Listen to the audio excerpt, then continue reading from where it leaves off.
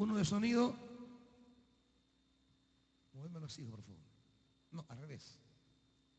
Al revés, ahí. Uno, dos, un poquito levantado, un poquito. Ahí. Ahora este, hijo, por favor, también. Isaías capítulo 62, hermanos. Así, no, al revés. Al revés, más. Ahí. Y levantámelo. Uno, dos, ahí, cabal. Vamos a tomar los últimos dos versículos del capítulo 62 y luego nos pasamos a los primeros 6 versículos. Y dame volumen a los monitores, por favor. Capítulo 62, versículo 11 del profeta Isaías.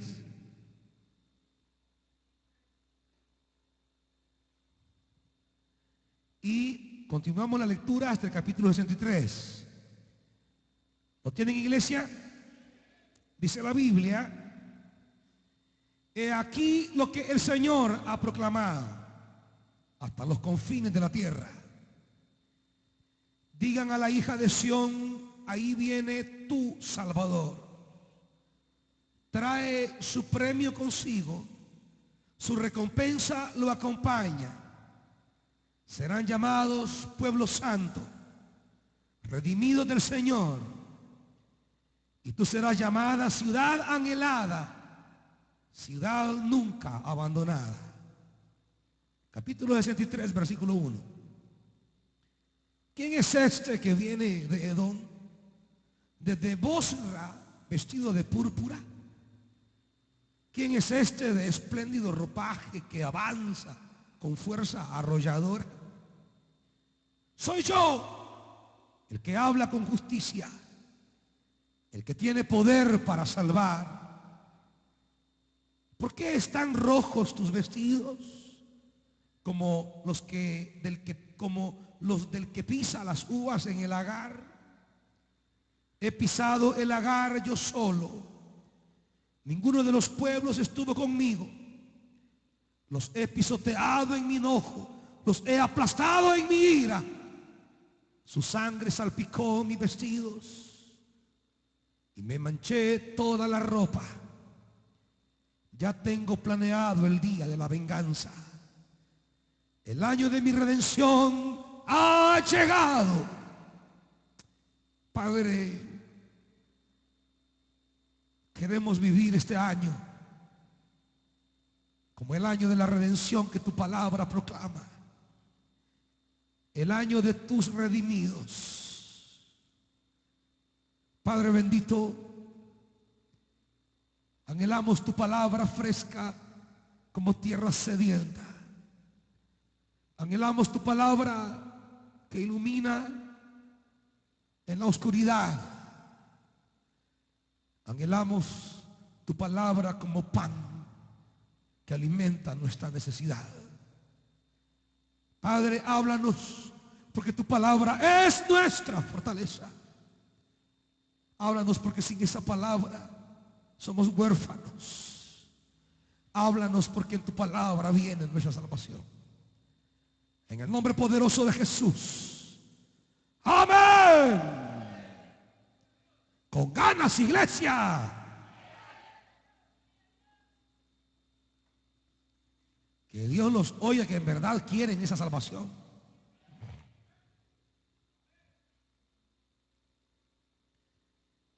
El pueblo de Israel, cuando el profeta les predica esta palabra, está, diríamos, como atravesando una hora de adversidad, una hora difícil, una hora en que no mira con claridad los efectos salvadores de Dios en su tierra. Siente que hay enemigos que lo amenazan.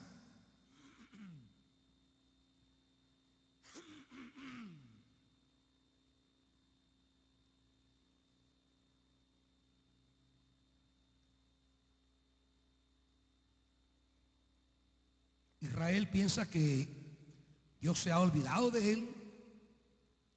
Israel no tiene como una claridad respecto a los nuevos horizontes de su vida.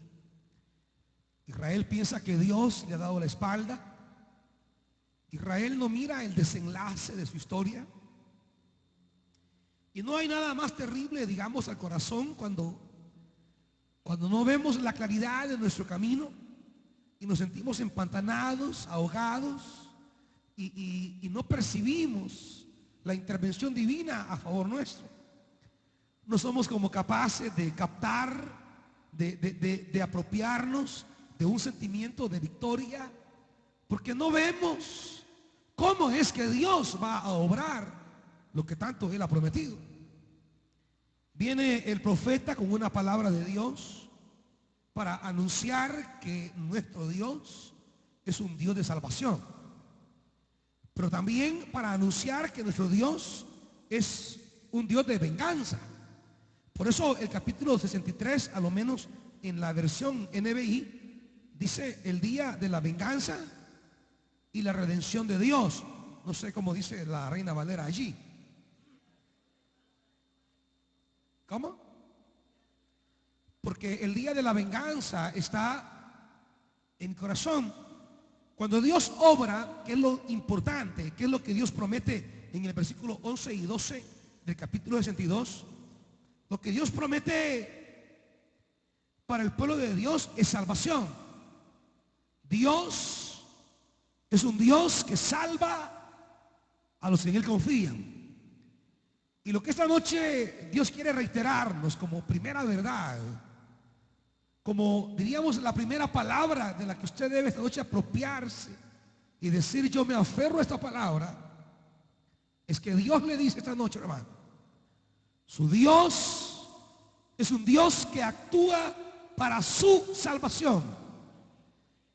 Y hemos venido diciendo en mensajes anteriores que cuando la Biblia habla de la salvación, quiere hablar de los planes que Dios tiene para nosotros y que son planes de bendición.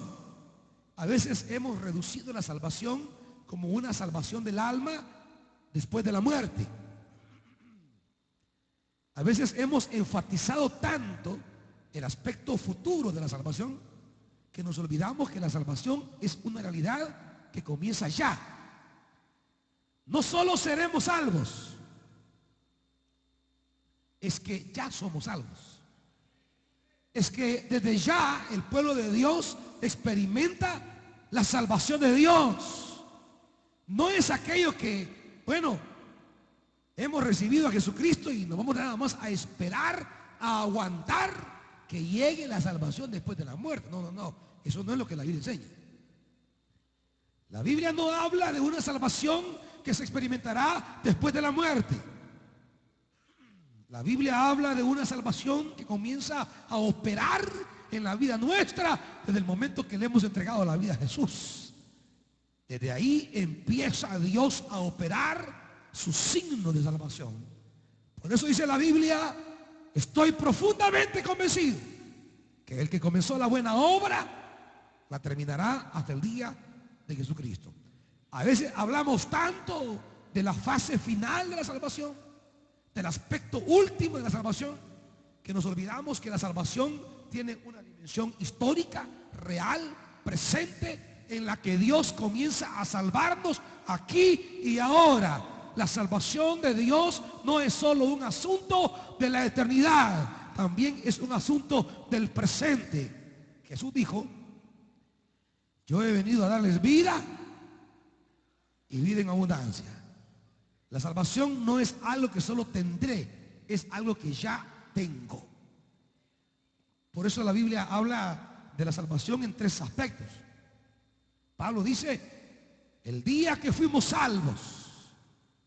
Pero también habla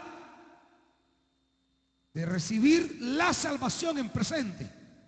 Y habla de futuro, de seremos salvos. Porque la salvación abarca la totalidad de nuestra vida, la historia que vivimos, tanto personal, familiar como la social, es el escenario en el que la salvación de Dios comienza a operar. La salvación de Dios no solo tiene que ver con ese nuevo nacimiento que remueve las estructuras más profundas de nuestra vida y nos pone en una nueva relación con Dios, sino que la salvación es la transformación de nuestras relaciones. La salvación es el cambio de nuestras actitudes. La salvación es como en el exterior nuestra vida va experimentando la benevolencia del Señor, cómo Dios nos va adornando con sus bendiciones, porque no es solamente el tema de la resurrección a vida eterna, es que desde ya nuestra vida comienza a cosechar las delicias de las bendiciones de Dios. Cosas que ojo no vio, ni oído oyó, ni se las ha imaginado el corazón del hombre, son las que Dios ha preparado para los que le aman. Cuando Jesús vino entre nosotros, Él comenzó a hacer evidente la salvación de Dios. Acompáñenme a Mateo. El Evangelio según Mateo. Y acompáñenme, hermanito, al capítulo 12.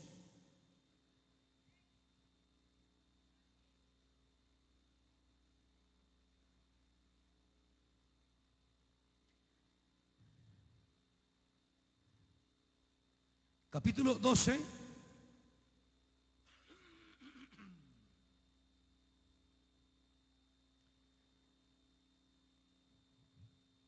Versículo 15. Consciente de esto, Jesús se retiró de aquel lugar y muchos lo siguieron. ¿Y qué hizo Jesús? Y sanó a todos los enfermos. 17. Esto fue para que se cumpliera lo dicho por el profeta Isaías. Este es mi siervo a quien he escogido, mi amado en quien estoy muy complacido. Sobre él pondré mi espíritu. ¿Y qué proclamará? Justicia a las naciones. No disputará ni gritará. Nadie oirá su voz en las calles. No acabará de romper la caña quebrada, ni apagará la mecha que apenas arde, hasta que haga triunfar la justicia. Y en su nombre pondrán las naciones su esperanza.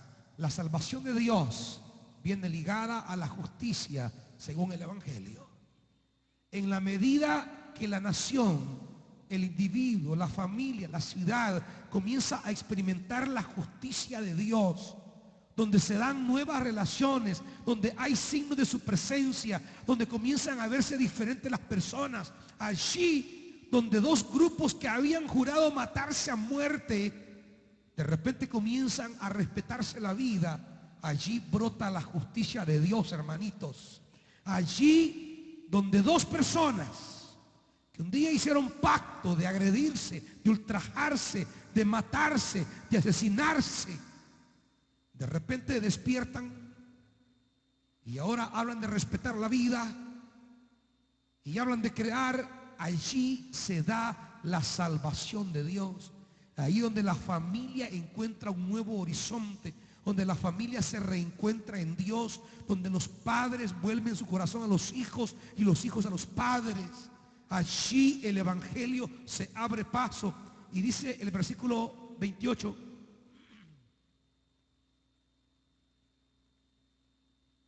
Bueno, antes de llegar al 28, el 22. Un día le llevaron un endemoniado que estaba ciego y mudo. Y Jesús, ¿qué hizo, hermanos? Lo sanó de modo que pudo ver y hablar. Versículo 28. En cambio, si yo expulso a los demonios por medio del Espíritu de Dios, ¿qué significa eso, hermanitos? Eso significa que el reino de Dios ha llegado a vosotros. Allí donde el Evangelio, allí donde el Espíritu comienza a obrar señales de vida, de perdón, de liberación, de transformación, allí ha llegado ¿qué? El reino de Dios.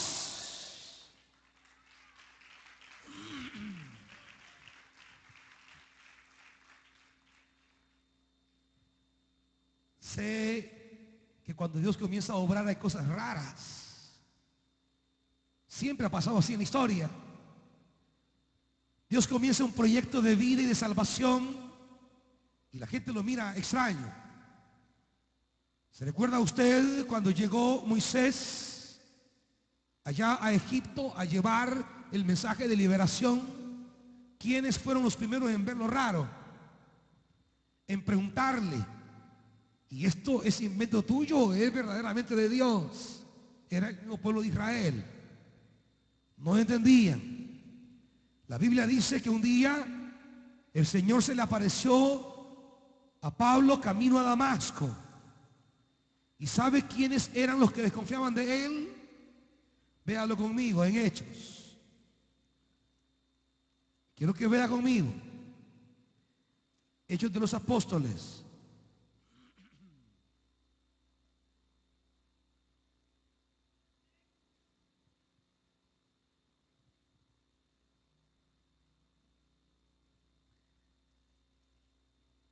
Dice,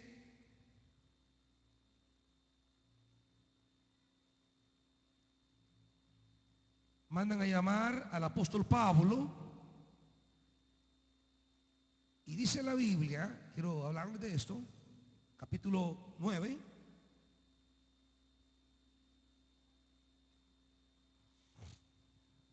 Hablando de Pablo, dice capítulo 9, versículo 26.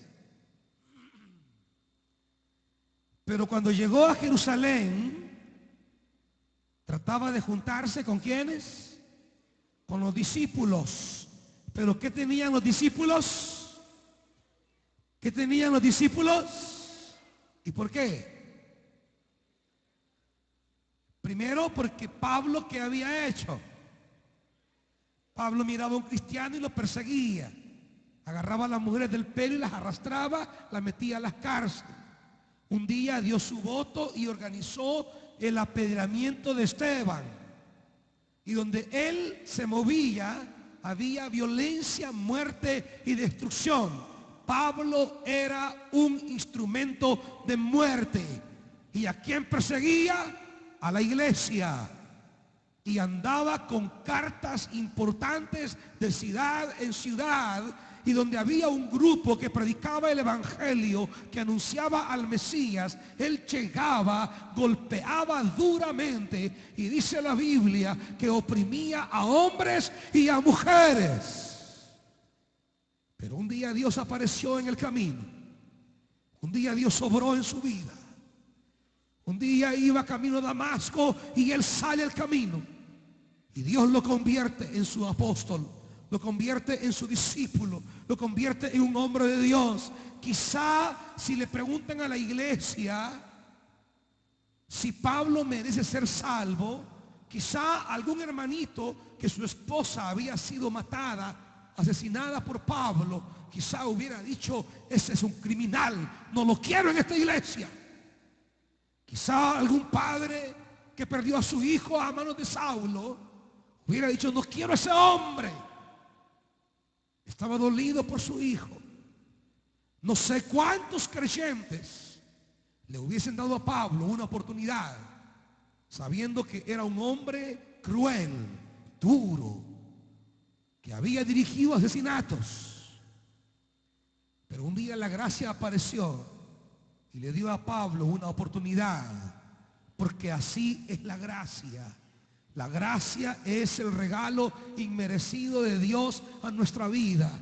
No estamos aquí porque seamos dignos. No estamos aquí porque lo merecemos. No estamos aquí porque hemos hecho méritos. Estamos aquí porque la gracia de Dios fue abundante con nosotros.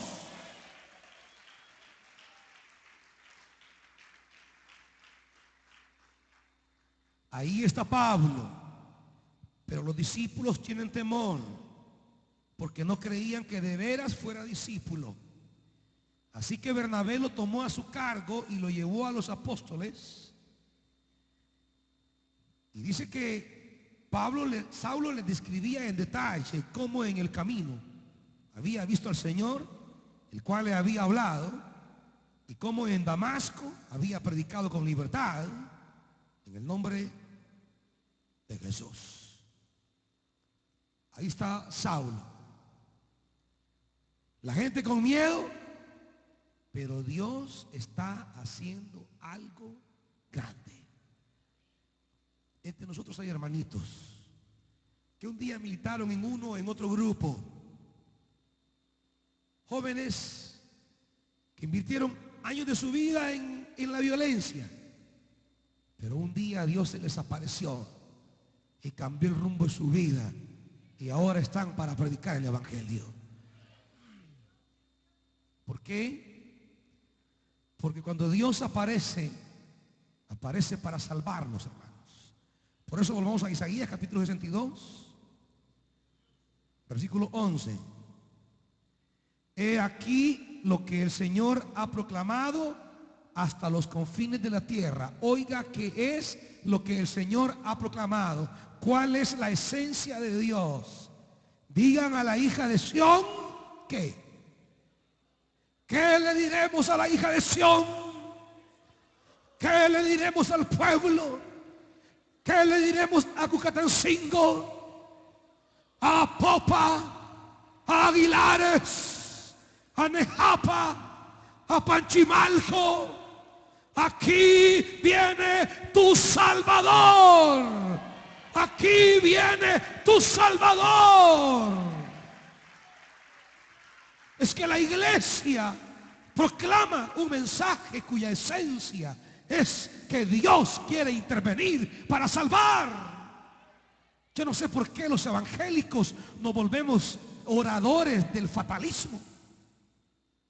No sé por qué los evangélicos hablan de destrucción, que viene un meteorito, que se va a acabar todo, que esto va a ser una desgracia. ¿Qué Dios hemos recibido, pues? ¿Qué Biblia es la que hemos leído entonces? ¿Qué imagen de Cristo es la que tenemos? Cuando se proclamó el mensaje, se le dijo porque ha nacido en la ciudad de David, ¿qué, hermanitos? Un Salvador. Dios envió a su Hijo para la salvación. ¿Saben por qué los hermanitos se recogen en un mensaje de destrucción? Porque es más fácil participar, aunque sea pasivamente, de la destrucción que participar activamente en la reedificación. Es más fácil predicar un mensaje de aniquilamiento, de destrucción, de muerte. Pero es más difícil ser parte de un esfuerzo de la salvación de Dios en la historia. Porque hay que ir de lugar en lugar como lo hacía Jesús. Que dice la Biblia que Él recorría todas las aldeas, los pueblos y las ciudades, anunciando que el reino de Dios había llegado en su persona. Que cuando Él sanaba, cuando Él liberaba demonios, cuando Él levantaba muertos, cuando Él restauraba la vida, cuando Él dignificaba a una mujer, a un anciano, a un niño, allí estaba el reino de Dios. Pero eso implica trabajo, compromiso, esfuerzo. Eso significa no ser una iglesia que se encierra y a cantar aleluyanzas porque esperamos el fin del mundo. Dios no nos ha enviado a esperar el fin del mundo. Dios nos ha enviado como misioneros de que el reino de Dios ha llegado a esta historia. Los discípulos del Señor, traerás ya el reino. Métanse con el Espíritu y ven a predicar, les dijo. Sean llenos del poder de Dios y sean mis testigos. No somos testigos de un apocalipsis al estilo Hollywood. No somos emisarios de malas noticias. No somos mensajeros de destrucción. Somos testigos del Salvador. Somos testigos que Dios en Cristo quiere redimir, quiere sanar, quiere restaurar, quiere bendecir, quiere liberar. No somos profetas de muerte, somos mensajeros de vida. no nos ha llamado ni nos ha enviado para ir a proclamar destrucción. Nos ha llamado para ser partícipes de su gracia y transmitir a otros la gracia. Esa gente que solo predica muerte, destrucción, quizá ella misma no ha experimentado el amor y la misericordia de Dios. Porque cuando alguien experimenta la misericordia, hermanitos, cuando alguien se sabe perdonado por Dios, cuando alguien ha experimentado la gracia de Dios, la gracia de Dios se vuelve en él un motor que lo impulsa a hacer tantas cosas para Dios. No le servimos por miedo a un infierno. No le servimos por miedo a un castigo. No le servimos por miedo a un fuego eterno. Le servimos porque Él ha sido bueno y nuestra vida le pertenece, porque Él la perdonó, la limpió, la restauró. Le servimos porque Él nos ama y no hallamos otra manera de expresarle que dedicarle toda nuestra vida para Él. Y si por servirle a Él se va destruyendo nuestra vida, se va desgastando nuestra existencia, se va acabando nuestros años, ¿qué importa? Si hemos sido lavados y perdonados para participar de su reino glorioso, que se la acabe en predicar el evangelio. Pero hay quienes no se comprometen.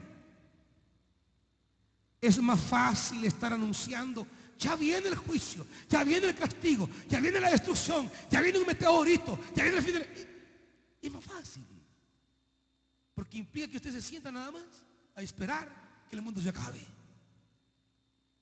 Pero eso no es lo que el maestro nos enseñó. A lo menos no el Jesús de esta Biblia. El Jesús de esta Biblia dijo: si yo echo fuera demonios, es que el reino de Dios ya llegó aquí. Eso es lo que Él ha dicho, hermanos. Él nos ha enviado como mensajeros de la vida, como mensajeros de la salvación. Él nos ha enviado como primicia de reino. Él nos ha enviado para que florezca la esperanza, para que florezca la sanidad, para que florezca la salvación. Él nos ha enviado como sembradores de un mundo nuevo. Él nos ha enviado para transformar este mundo con el poder glorioso del evangelio. Nos ha entregado el evangelio, nos ha entregado el Espíritu, nos ha entregado la oración, nos ha entregado una armadura capaz de derrotar toda estructura que se levanta contra el reino de Dios. La iglesia se compromete con aquel que dice: aquí viene tu Salvador. Versículo 12: y serán llamados ¿qué? Pueblo santo, redimidos del Señor. Y tú serás llamada ciudad anhelada, ciudad nunca abandonada.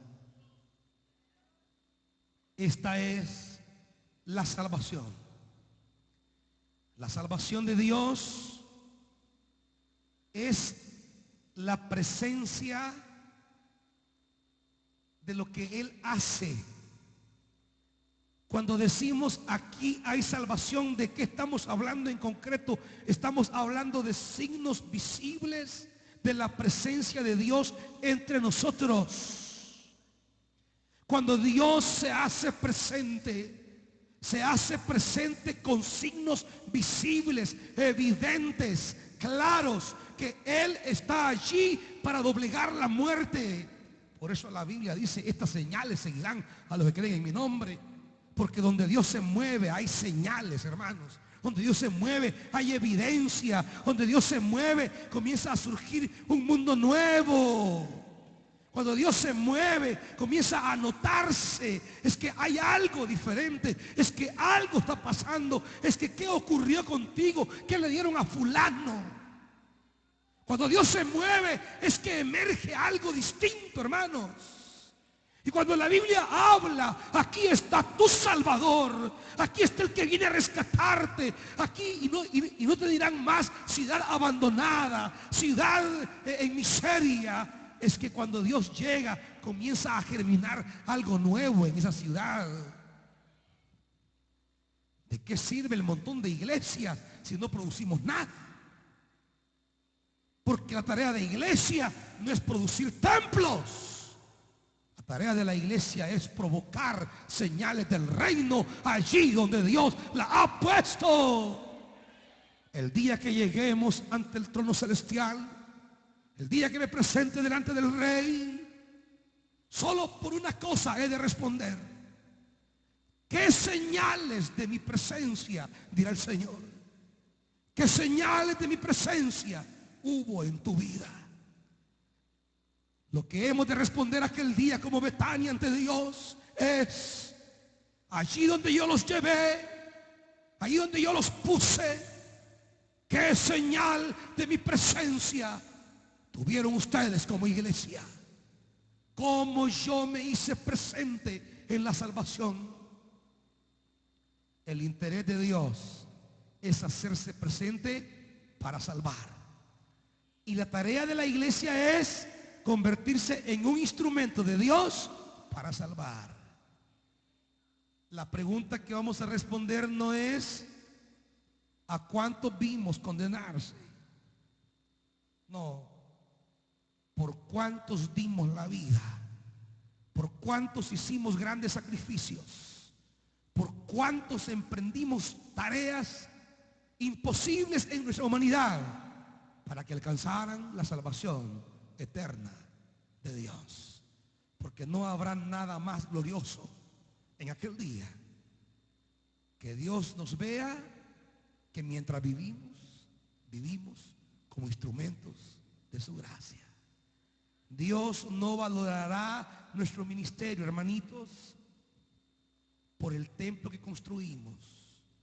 Dios no valorará nuestro ministerio por el poder que llegamos a tener en la política.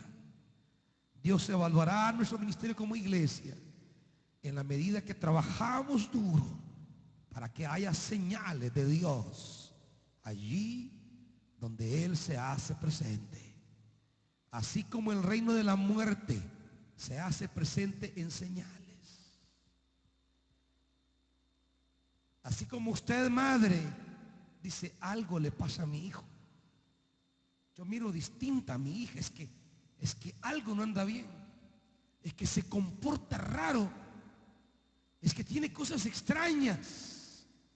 Usted sabe que algo está ocurriendo porque hay señales por allí. O dice la mujer: ¿y qué le pasa a este? Antes ni se bañaba el chuco. Hoy todos los días va bien bañadito. Antes un día sí, un día no se bañaba. Un día sí, un día no. Y si es posible, 3 días no, un día sí. 3 días no, un día sí. Y hoy se baña todos los días. Y el muy desgraciado ha comprado una loción Calvin Klein. Y sale todo perfumado.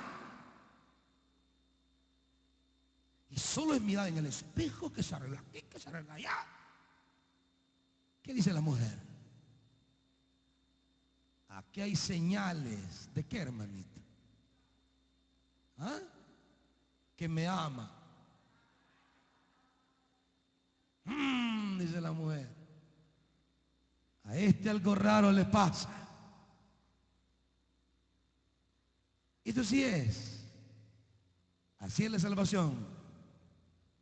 Si Dios se hace presente a través de la vida de alguien y de una iglesia, tienen que haber ¿qué? Señales. Señales. Por eso Jesús dijo: si yo echo fuera demonios por el poder del Espíritu, eso es señal que aquí ha llegado el reino de Dios. Allí donde la iglesia se hace presente en el nombre del Señor, tienen que haber señales. Algo debe caminar diferente. Algo debe ser distinto. Una nueva expresión de vida tiene que haber. Algo tiene que cambiar. Algo tiene que evidenciarse. Por eso Dios dice: no te llamarán nunca más ciudad abandonada. ¿Por qué? Porque el reino trae ahora algo diferente. Ahora bien, así como Dios trae salvación para su pueblo, también hay adversidad contra el pueblo de Dios.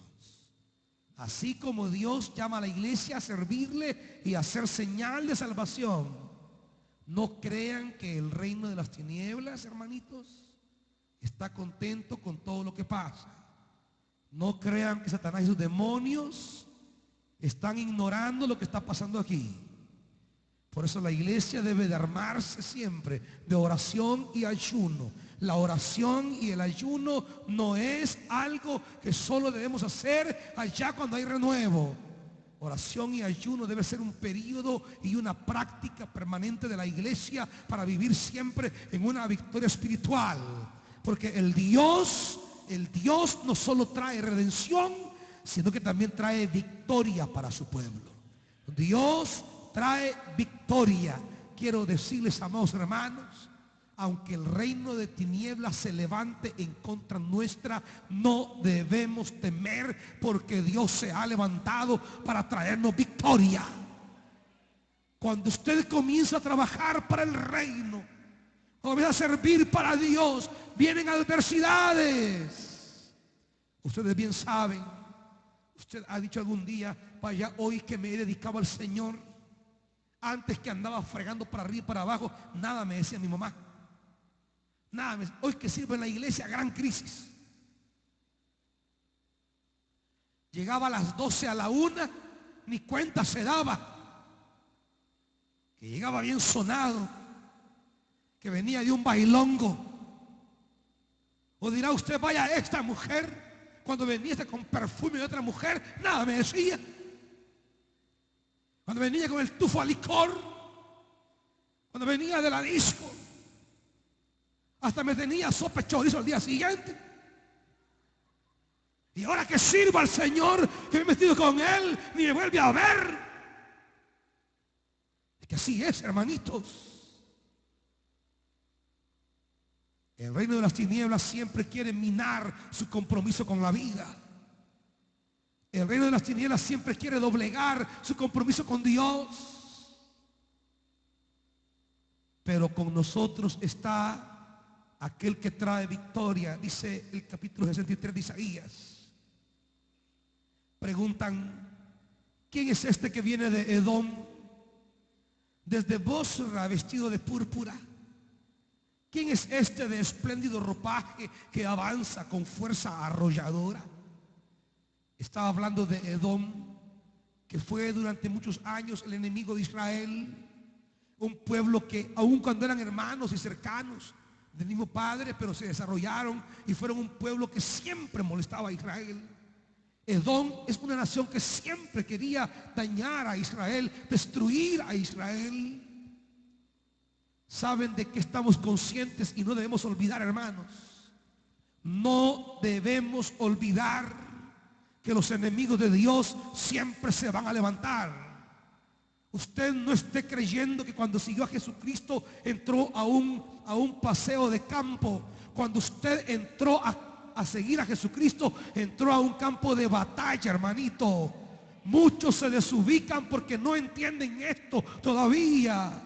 Cuando seguimos a Jesucristo, no entramos a un parque en el zoológico, no entramos a pasear en el Saburuidao. Cuando usted entró a Jesucristo, usted entró a un campo de lucha, de batalla. Usted entró a ser un guerrero. Y muchos se olvidan de esto. Y de repente en la guerra usted recibe un buen plomazo. De repente entra al ring y lo recetan de entrada. Y usted dice: ay, esto me duele, ya no sigo. Yo no esperaba esto.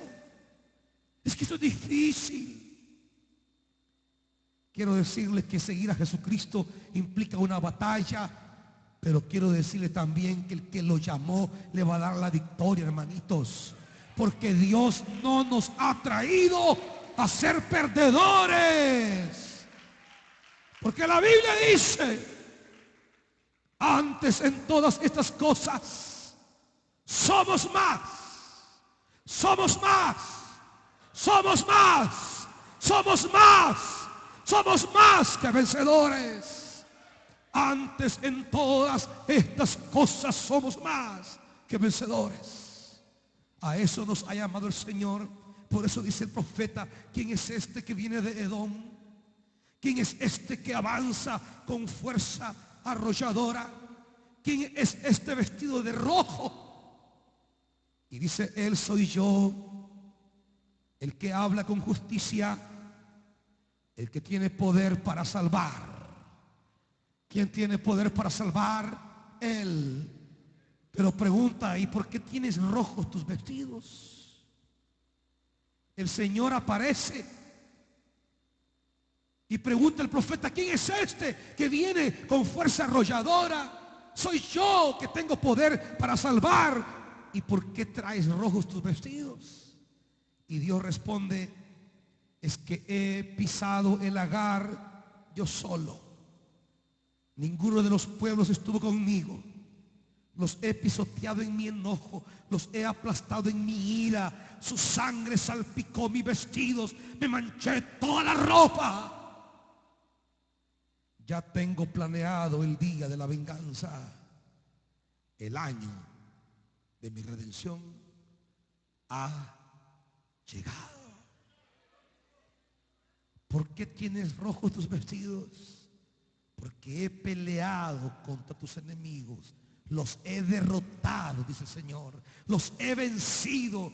A todos los que te humillaban, los destruí. A los que te oprimían, los deshice. Entré al campo de batalla. Nadie estuvo conmigo, solo yo. El que va a traer tu victoria, iglesia, es solo el Señor.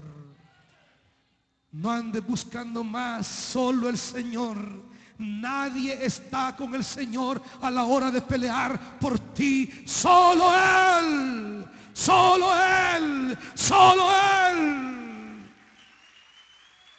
¿Por qué vienen rojos tus vestidos?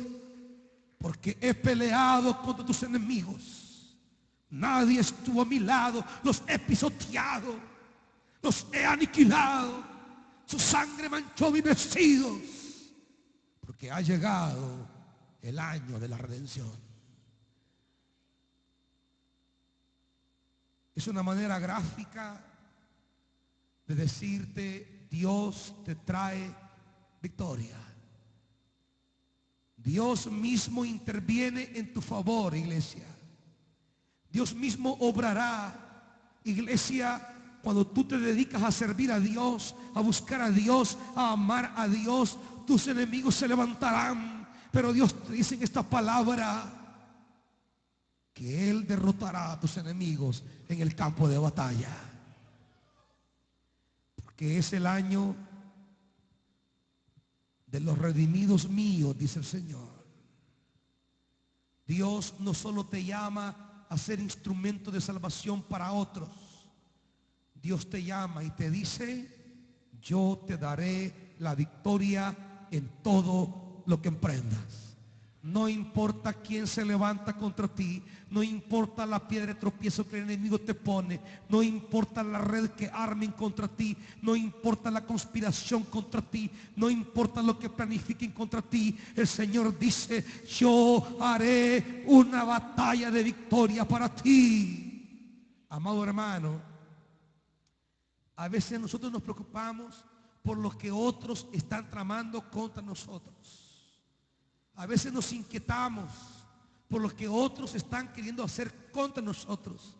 El Señor le dice esta noche: olvídate de dedicar tu mente y tu corazón a lo que otros planifiquen contra ti. El Señor te dice: concéntrate en ser instrumento de mi salvación, que de tus enemigos me voy a encargar yo, nadie más, nadie más.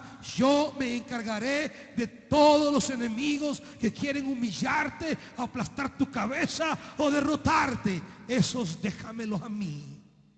A veces, hermanos, nos preocupamos y nos desconcentramos, nos desmotivamos y perdemos el rumbo pensando en la gente que nos amenaza, que nos dice cosas o que nos persigue. En esa gente no pierda su tiempo. De esa gente Dios se encargará. Usted dedique a servir, a predicar, a trabajar, a buscar su presencia, a decirle a Dios: heme aquí, envíame a mí. Que no importa lo que ellos hagan. Termino con el libro de los Salmos.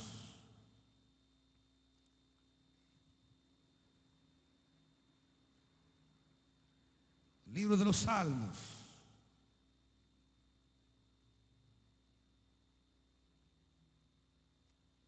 Capítulo 60.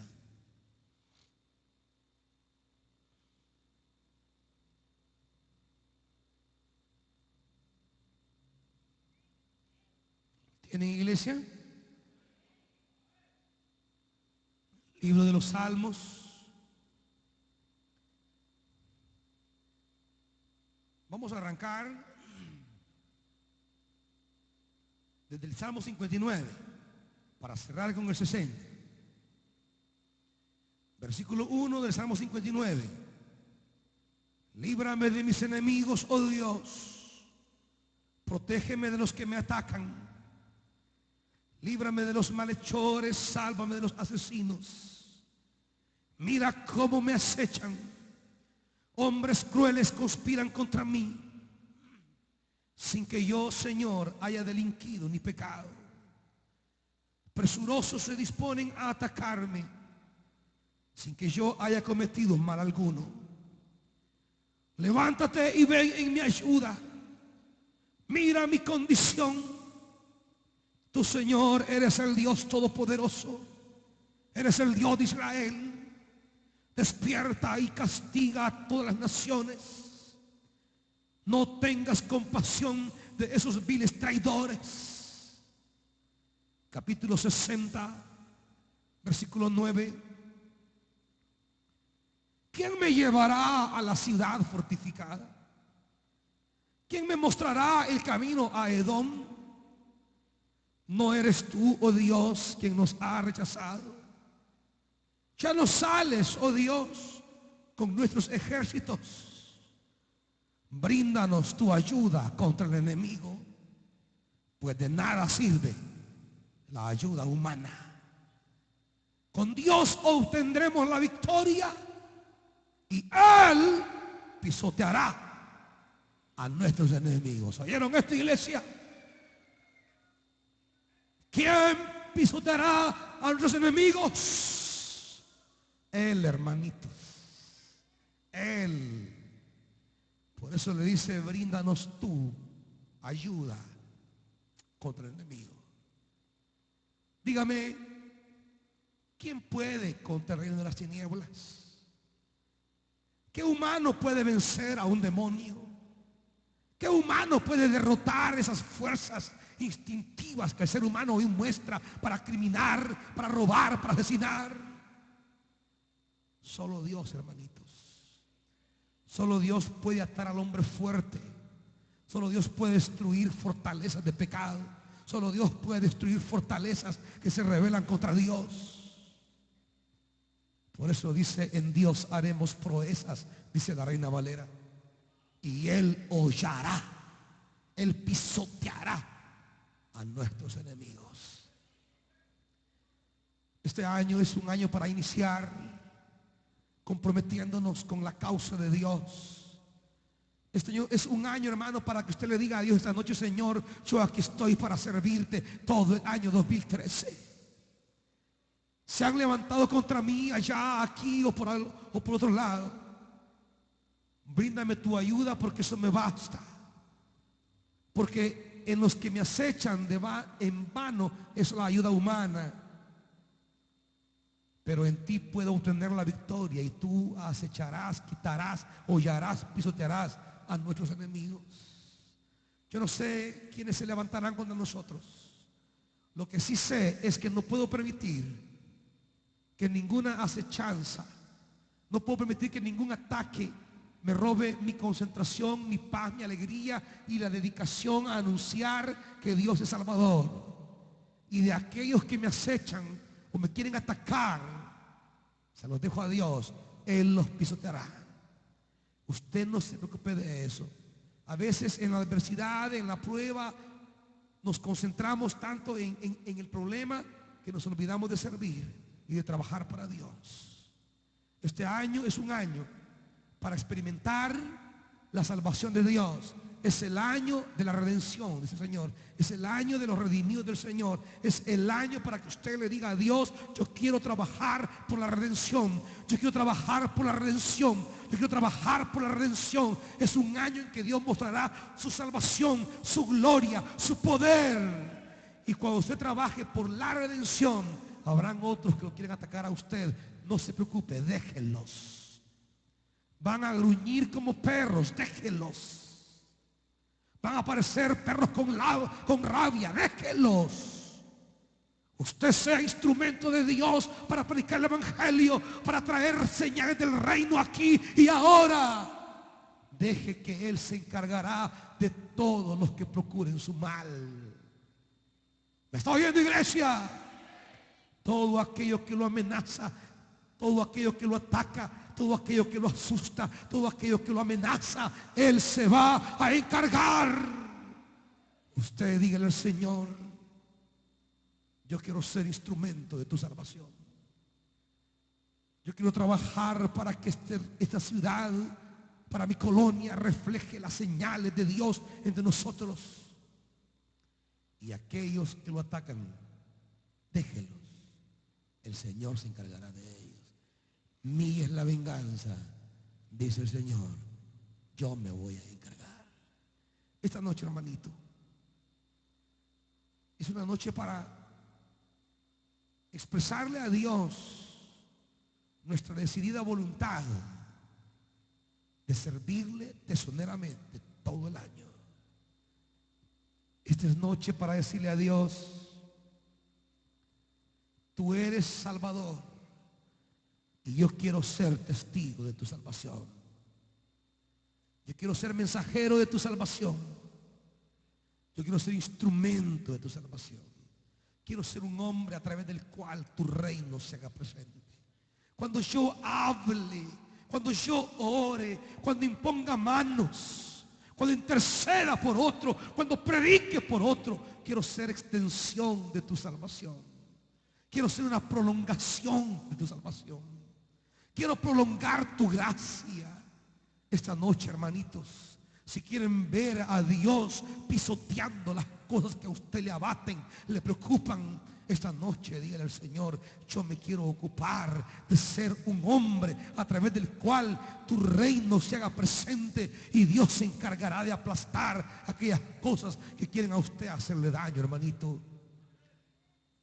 Esta noche es noche, iglesia, de expresarle a Dios la voluntad. Estamos iniciando un año de mucho trabajo, hermanos. Mucho más que el 2012. Mucho más. Habrá mucho más trabajo, porque Dios quiere realizar y plasmar su salvación. Y Él busca una iglesia que otra vez en este año vuelva a decirle: Señor, aquí estamos para seguir haciendo tu voluntad. Aquí estamos para seguir predicando, ministrando, liberando, sanando. Aquí estamos, Señor, para seguirte adorando, enseñando, hablando. Aquí estamos para ser instrumentos. Y usted y Dios saben que hay cosas que usted mira como amenazas a su vida. Hay situaciones, personas, realidades externas a usted que usted las mira como amenazas. Pero yo le digo esa noche: concéntrese en decirle a Dios que usted quiere ser instrumento de su reino, y será Él quien se encargue de las cosas que esta noche para usted son una amenaza. Tómese un tiempo, hermanito, para expresarle a Dios su propósito de renovar su entrega y su servicio. Porque en esa entrega a Dios y en ese servicio a Dios, allí va su liberación.